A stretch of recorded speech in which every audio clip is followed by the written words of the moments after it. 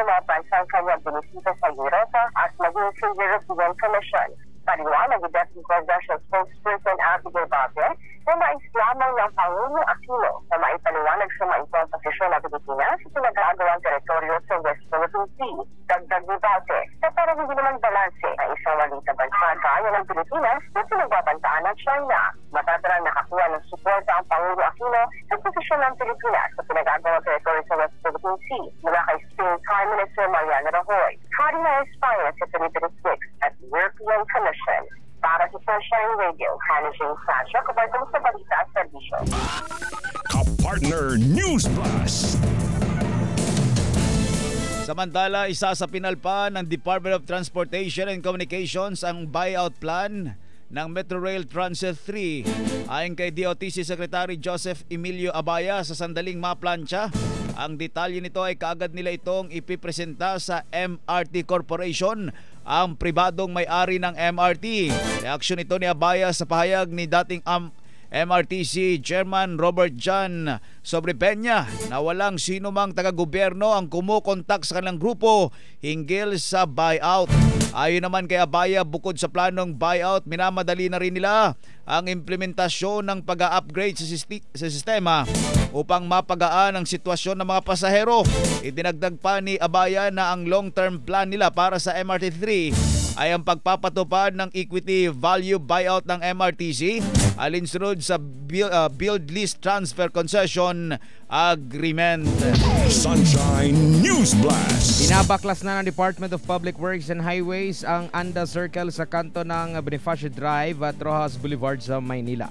Ayon kay DPWH National Capital Regional Director Reynaldo Tagodando, inaasahang luluwag ang daloy ng trapiko sa lugar, lalo na sa bahaging napunta sa mga pantalan oras na matanggal ang monumento. Aprobado na ng Department of Tourism, DOT at National Historical Commission ang pag-alis sa Anda Circle. Ang monumento ay ililipat sa Maestranza Park sa loob ng Intramuros, alinsunod na rin sa kanilang nilagdaang memorandum noong Enero 25 taong 2013. Itinayo ang orihinal na monumento malapit sa Ilog Pasig noong 1871 bilang pasasalamat kay Governor General Simon de Anda sa paglaban nito sa British occupation.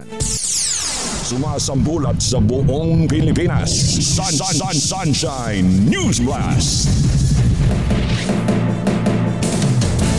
Samantala, sa iba pang mga balita, 6 na buwan ang ibinigay ng Ad Hoc Committee on Bangsamoro para palakasin o balangkasin ang Bangsamoro Basic Law.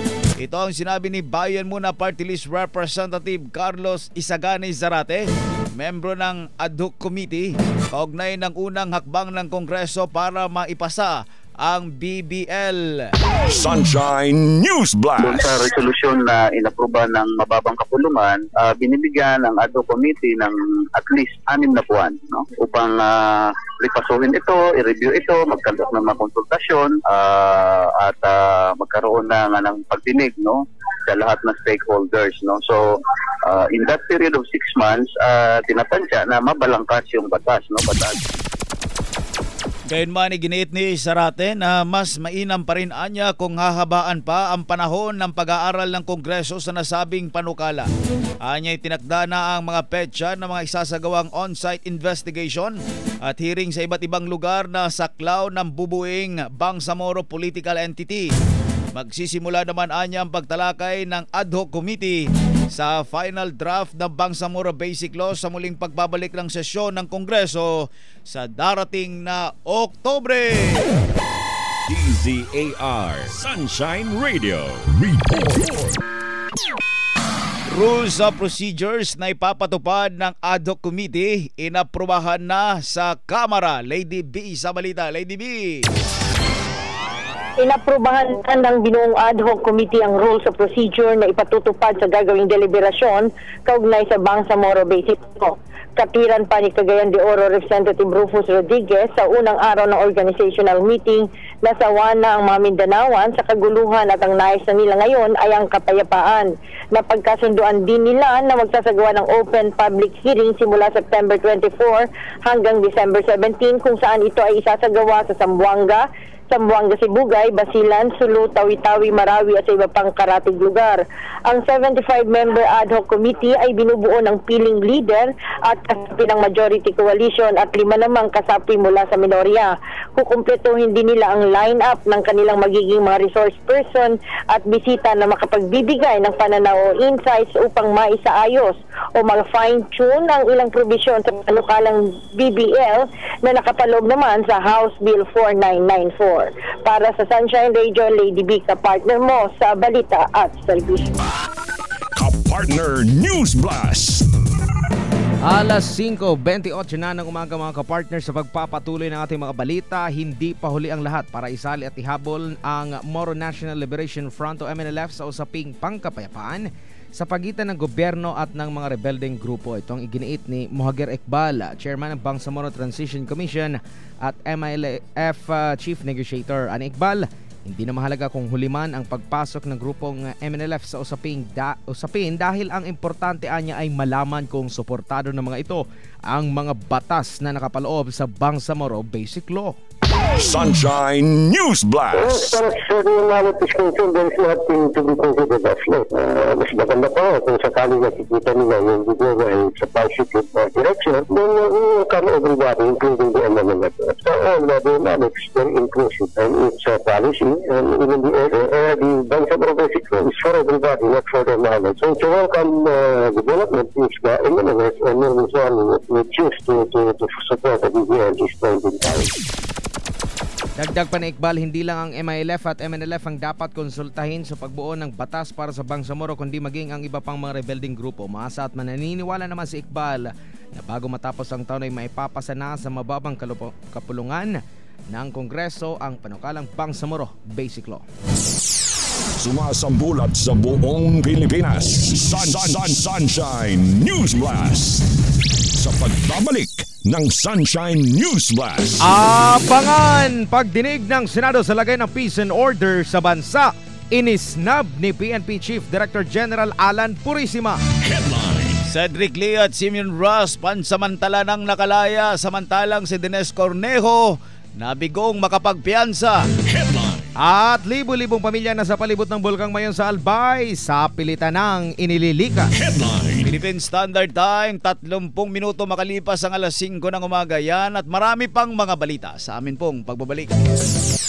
Sumasambulat sa buong Pilipinas. Sunshine News Blast. Celebrate the power of the written word at the 35th Manila International Book Fair, the biggest and longest-running book fair in the Philippines, slated on September 17 to 21 from 10 a.m. to 8 p.m. at the SMX Convention Center, Malavesia Complex, Pasay City. For over 3 decades now, the MIBF has certainly stood the test of time, drawing readers of all ages from all walks of life. And after 3 decades, its objective has remained the same, to bring books closer to the Filipino people by promoting good reading habits and providing a venue for the exchange of ideas among the players in the industry. The 35th Manila International Book Fair is organized by Prime Trade Asia Incorporated. For details, please call 896-0661 or email bookfair@primetradeasia.com. Alamin ang pinakahuling balita at kaganapan sa larangan ng politika, kalakalan, palakasan sa mga lalawigan at maging sa ibayong dagat. Lahat ng malalaking balitang nagaganap oras-oras, tututukan at ihahatid sa madla sa pamamagitan ng Sunshine News Blast tuwing umaga alas 5 hanggang alas 6. Sunshine News Blast kasama sina Alan Tamundo at Admar Vilando sa tanghali alas 11 hanggang alas 12. Sunshine News Blast kasama sina Tony Cuevas at Aljo Bendijo sa hapon alas 5 hanggang alas 6. Sunshine News Blast kasama sina Troy Gomez at Bernard Ferrer. Sa gabi, alas 10 hanggang alas 10:30. Sunshine News Blast kasama sina Paul Montibon at MJ Mondihan. At tuwing Sabado, alas 6 hanggang alas 7:30 ng umaga. Sunshine News Blast kasama sina Alan Tamundong at Admar Vilando. Huwag magpahuli sa balita. Pakinggan ang Sunshine News Blast dito lamang sa DZAR Sunshine Radio.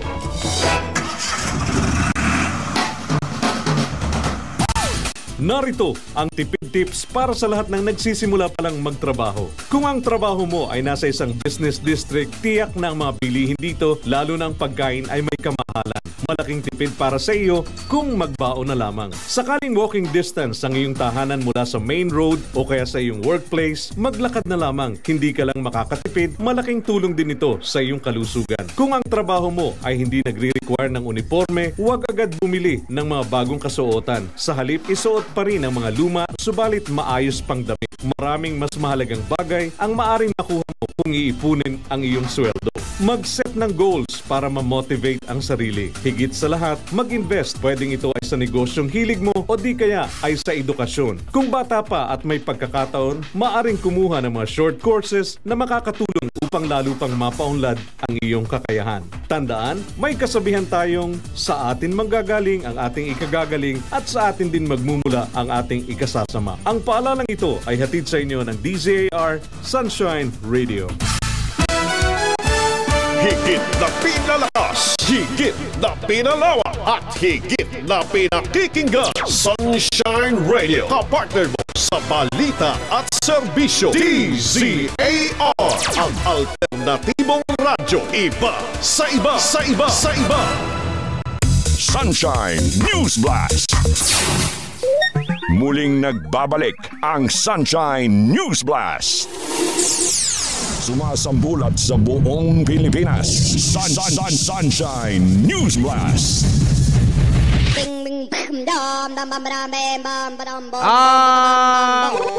Oras!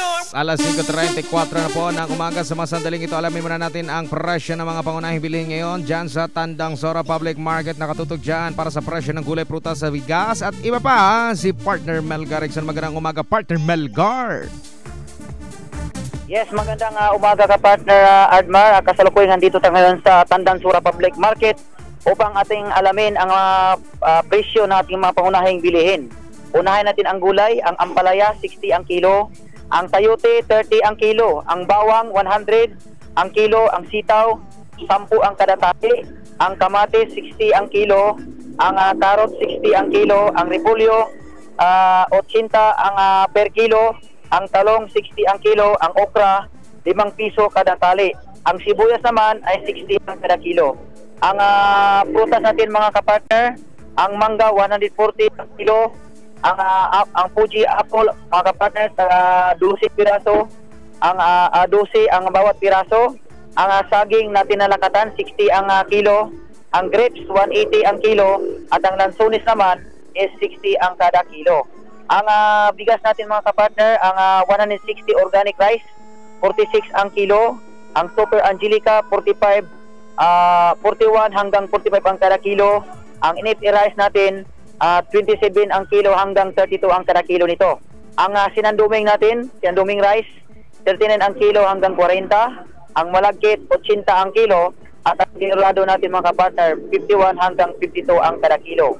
Yung daing natin mga kapartner kung saan ito ay pinakamasarap sa umaga, yung daing natin 280 ang kilo, ang itong maalat 10 ang bawat piraso, at ang dilis 30 ang kada kilo, at ang itlog na kadalasang niluto ng ating mga nanay sa umaga 450 centavos ang bawat isa, yung medium 8. Ang medium size 5 pesos ang bawat isa, at ang medyo malaki naman mga kapartner 5.50 ang bawat isa. Mula dito sa Tandang Sora Public Market, Melgar Rickson para Sunshine Radio, kapartner mo sa balita at serbisyo. Samantala, Mula naman sa mga presyo ng gulay, prutas at bigas, alamin naman natin ngayon ang karneng baka, presyo ng karneng baboy, isda at iba pa. Mula naman dyan pa rin sa Tandang Sora Public Market sa partner Arnold Ahos. Nakatutok dyan, partner Arnold. Magandang morning. Magandang umaga, kapartner Ala, kapartner Admar. Ito, nandito pa rin tayo sa palengke ng Tandang Sora. Kapartner, unahin natin sa karne ng baka. Ang sirloin at ang kimchi, parehas lang ito, taga 250 ang kilo. Ang kadera naman, tag 200 ang kilo nito. Samantalang itong tinatawag nilang tibon, yung ginagawang laga, may buto ng konti at may mga laman, tag 220 ang kilo nito, kapartner. At sa baboy naman, ang kasim pigi at itong kasim at pigi, parehas lang ito, tag 190 ang kilo. Samantala itong yempo, tag 200 ang kilo, at ang ribs, 160 ang kilo. Sa manok naman, kapartner, ang buong manok, pumapatak ito ng 120 ang kilo. At ang pakpak, drumstick at yung breast, 130 ang kilo nito, parehas lang. Sa isda naman, kapartner, ang bisugo, 180 ang kilo. Ang salay, 160 ang kilo. Ang tikilya, 180 ang kilo. At itong isdang tinatawag nilang bakuko, 160 ang kilo. Samantala ang talakito naman, 240 ang kilo. At ang tamban, 80 pesos ang kilo. At ang banak, 120 ang kilo. At ang bawas naman, kapartner, 130 ang kilo. Samantalang ang tilapia, 120 ang kilo. Ang kitang, yung malapad na isda ito, 200 ang kilo nito. At ang pusit, 240 ang kilo. Ang sugpo naman, ito yung malalaking sugpo, 360 ang kilo. Kapartner, nakausap ko si Mang Eric kanina. Sino yan? Kinumusta natin yung supply ng isda kung okay lang ba. Sabi niya may kahirapan daw ngayon ang supply ng isda, kapartner, sapagkat kinukuha niya pa ito galing ng Quezon Province. Kala ko malaki ang buwan. O kapartner, siyempre pag medyo mahirap ang supply, naapektuhan rin niya ng presyo. At ang bilihan naman, medyo may pagkatumal daw ang bilihan ngayon. Kapartner, ito nakalap nating presyo ng mga paunahing bilihin dito sa palengke ng Tandang Sora para sa Sunshine Radio. Arnold Ahos, kapartner mo sa balita at serbisyo. Maraming salamat, partner Arnold Ahos, at saka si Melgar Rexon mula dyan sa Tandang Sora, nagbigay sa atin ng update sa presyo ng ating mga pangunahing bilihin. Sumasambulat sa buong Pilipinas. Sunshine News Blast. Okay, sa pagpapatuloy natin mga balita mga kapartners, 20 minuto bago mag-alas 6 ng umaga, patuloy na iniisnab ni PNP Director General Alan Purisima. Snabero pala yan? Baka. Ang pagdinig ng Senado kaugnay sa kasalukuyang sitwasyon ng peace and order sa bansa. Ayon kay Senador Grace Poe, pinuno ng Committee on Public Order and Dangerous Drugs, nais niyang marinig mula mismo kay Purisima kung ano ang plano nito sa kasalukuyang sitwasyon ng kriminalidad. Pinuna pa ni Poe na palagi na lamang ang tagapagsalita ni Purisima ang pinadadala nito sa mapagdinig. Kung ang panguluan niya ng bansa ay nakakasagot sa mga isyong kinakarap niya, walang dahilan para hindi ito gawin ni Purisima. Idinagdag pa ni Poe na hindi sapat dapat maging exempted o hindi dapat maging exempted si Purisima sa pagpapaliwanag ng mga isyong may kinalaman sa kanyang trabaho. DZAR Sunshine Radio Report. Karagdagang balita o karagdagang detalye ng balitang binasa ko mula kay Janet Africano. Janet. Dismayado si Senator Grace po kay Philippine National Chief Alan Purisima sa hindi pagdalo nito sa ginawang pagdinig ng Senado sa Public Order and Dangerous Drugs joint with Local Government at Finance Committee. Dahil dito ay pinagpaliban ng Senadora ang pagdinig ng komite hanggat hindi dadalo si Purisima at ipaliwanag ang tunay na estado ng seguridad sa bansa. Ayon kay Poe, dismayado siya sa nangyaring pagdinig dahil inaasahan ng mismo kay Purisima manggagaling ang first-hand information kaugnay sa modernization plan at tunay na estado ng PNP. Sinabi pa nito na kung ang Pangulong Aquino ay nagawang sagutin ng mga isyu, bakit di kayang gawin ito ni Purisima na umaasa lamang sa mga tagapagsalita. Para sa Sunshine Radio, Janet Africano, kapartner mo sa balita at serbisyo. Kapartner News Blast. Samantala, nakalabas na nga ng bilangguan sina Cedric Lee at Simeon Zimaraz matapos silang maglagak ng kalahating milyong pisong piyansa. Ito'y kaugnay ng kinakaharap nilang kasong serious illegal detention dahil sa pangbubugbog sa aktor TV host na si Ferdinand Vong Navarro. Ayon kay Attorney Howard Calleja, abogado ni Lee Adras, nagain sila ng cash bond sa Pasig City Regional Trial Court. Kaagad namang inisyuhan ng release order ng tagig RTC sina Lee Adras at pinayagang pansamantalang makalaya matapos makumpleto ang kinakailangang dokumento. Samantala, nananatili pa rin sa kustodiya ng Camp Crame ang kapwa-akusado ng dalawa na si Denise Cornejo. Ito'y matapos na mabigong makuha si Cornejo ng release order dahil hindi pa naayos ang mga kinakailangang dokumento. Sunshine News Blast. Labis na ikinagulat ng company Vong Navarro ang pagkatig ng Taguig City Regional Trial Court o RTC sa hirit ni Cedric Lee, Denise Cornejo at Simeon Raz na makapaglagak ng piyansa sa kinakaharap nilang kaso na serious illegal detention. Sa panayam ng DZAR Sunshine Radio, muling iginiit ng abogado ni Navarro na si Attorney Alma Malyonga na matibay ang ebidensyang nilalaban sa mga akusado. Ito ay taliwas sa pahayag ng korte na kinatigan nila ang mosyon ni Lee, Cornejo at Raz na makapagpiyansa dahil mahina ang ebidensyang hawak ni Navarro. Sunshine News Blast. I have to be very honest and say na ako mismo ay sobrang gulat. Siguro ang tawag ito na shock, nadismayado dahil of course malinaw sa amin kung ano yung batas at ano yung aming ebidensya. Unfortunately, the court saw it differently. Ayon kay Malyonga, malinaw ang lahat ng inilatag nilang ebidensya para kasuhan ng serious illegal detention ng tatlong akusado batay sa 72 pahinang desisyon ng Taguig Regional Trial Court Branch 271. Judge Paz Esperanza Cortez bigong patunayan ng prosekusyon na nagkaroon ng serious illegal detention kay Navarro. Sunshine News Blast. Sa kaugnay na balita, mag-aay na motion for reconsideration ang company Vong Navarro kaugnay ng desisyon ng Taguig Regional Trial Court na pagpiansahin ang mga kinasuhan niya ng serious illegal detention. Ayon kay Attorney Alma Malyonga, abogado ni Navarro, naniniwala sila na may maganda silang basihan para humingi ng rekonsiderasyon.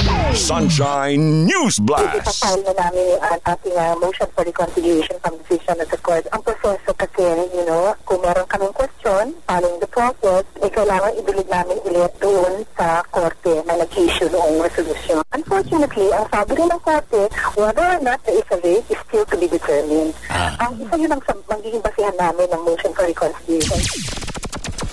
Nabatid na kinatigan ng Taguig City Regional Trial Court RTC ang hirit ng mga akusadong sina Cedric Lee, Denise Cornejo at Simeon Raz na makapagpiyansa bagamat itinuturing na non-bailable offense ang kaso nilang serious illegal detention. Sa pamamagitan ng inirekomendang piyansa ng tig 500,000 piso ay pansamantalang makakalaya ang mga akusado.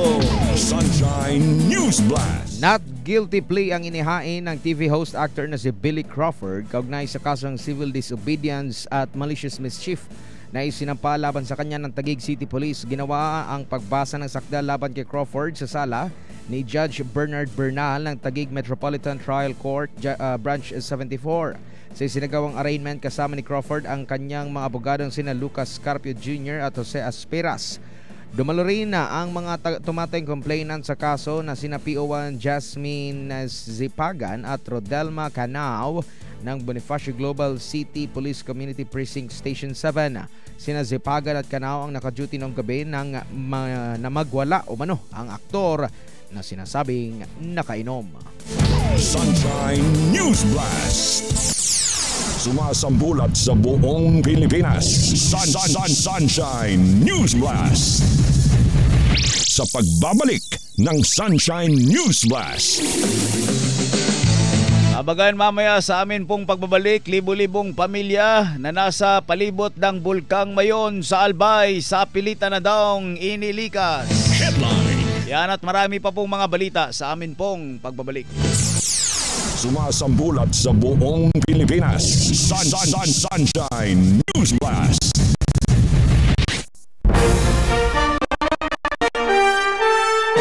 Ito ang DZAR. Sunshine Radio.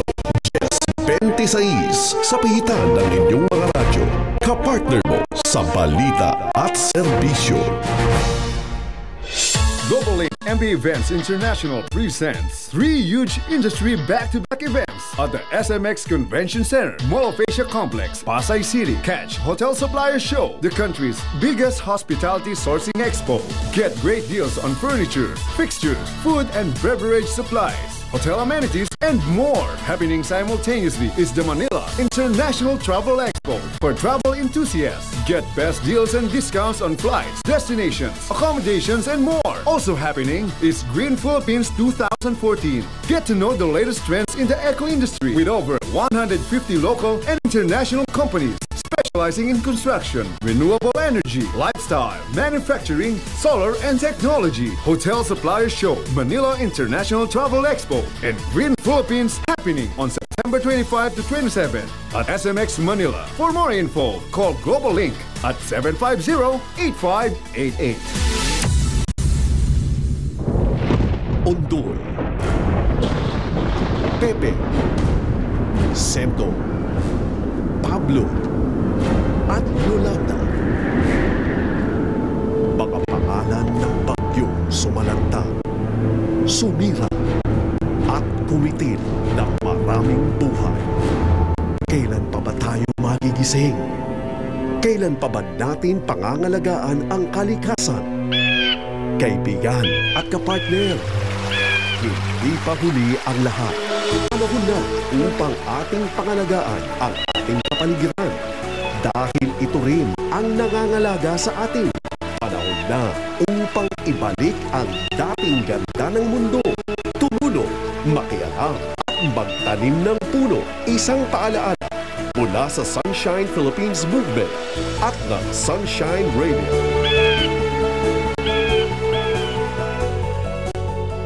Sunshine News Blast.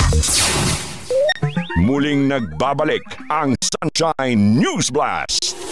Okay, balik tayo mga partners. Oras natin 1 minuto bago sumapit ang alas 6 ng umaga. Sa mga sandaling ito, makikibalita tayo dyan sa Congress.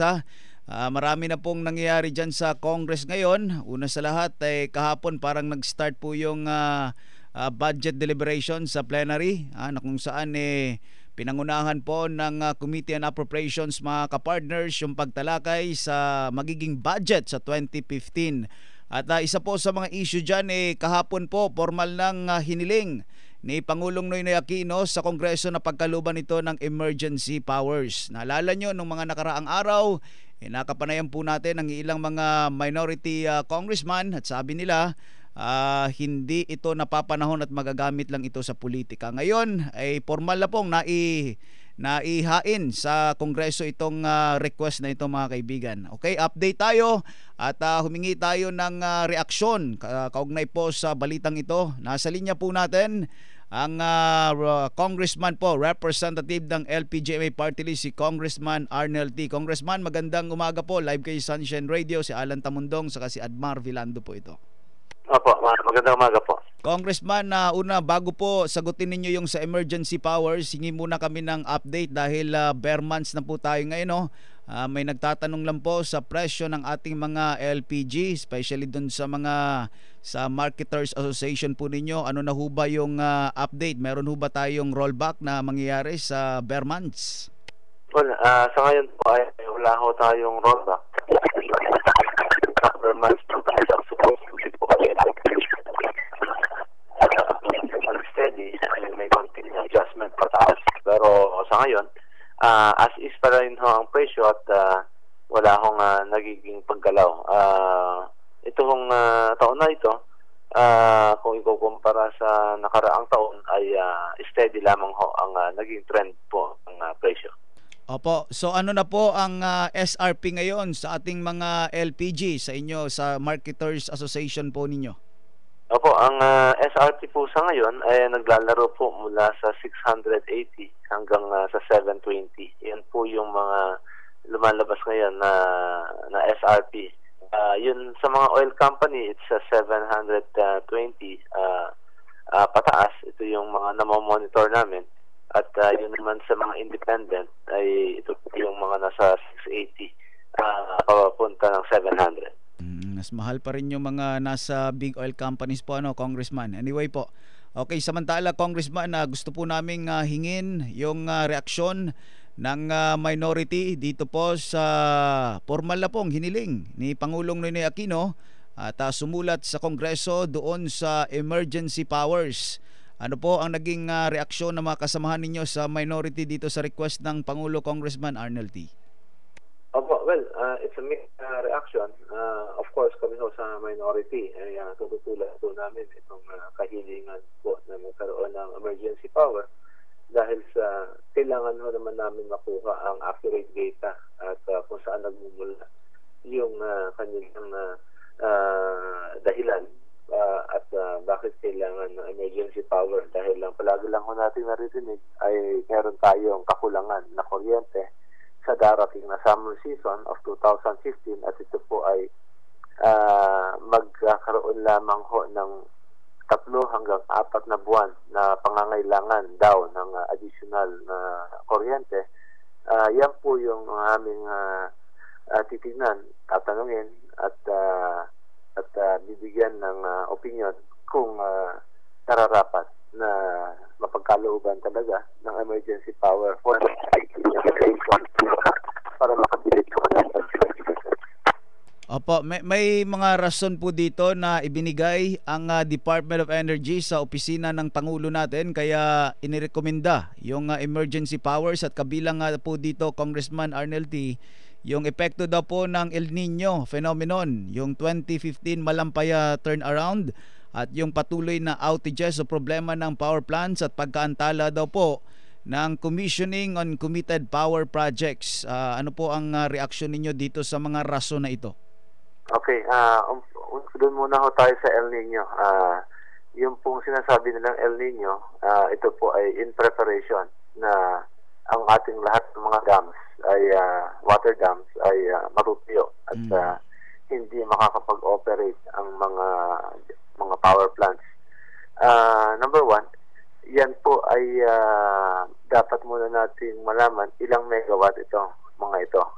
Kung itong mga napipinto na magkakaroon ng ganyang paghinto ng operasyon, ilang megawatt muna ang mababawas sa ating reserve.